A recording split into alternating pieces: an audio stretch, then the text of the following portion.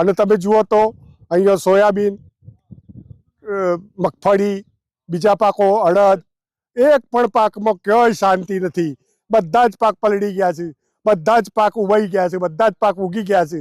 સરકાર પહેલાં એમ કહેતી હતી, જ્યારે ખેડૂતો ઓનલાઈન નોંધાવા જતા હતા ત્યારે સરકાર એવું બોલતી હતી કે ભાઈ અમે સેટેલાઇટથી સર્વે કરીએ.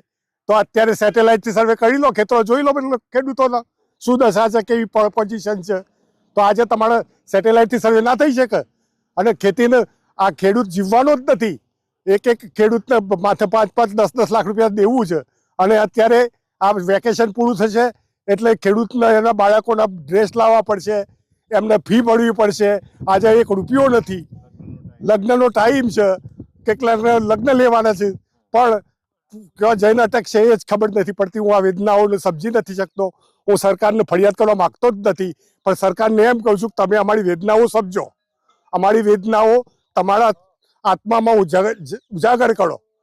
અને તમે પોતે પણ ખેડૂત હશો, પણ તમારે તો બધું ઓનલાઈન ચાલતું હોય, મોટા પાયે ચાલતું હોય, એટલે તમને આ બધી ખબર નહીં પડે. તમે 37 રૂપિયાના બંગલામાં ભાડે રહેવા જાઓ છો. ગાંધીનગરમાં તમને 37 રૂપિયામાં બંગલો મળે છે. અને અમારે એક ટ્રેક્ટર બોલાવવું હોય તો 1500 રૂપિયા કલાકના લે છે. તો અમારે કેવી રીતે પૂરું કરવાનું?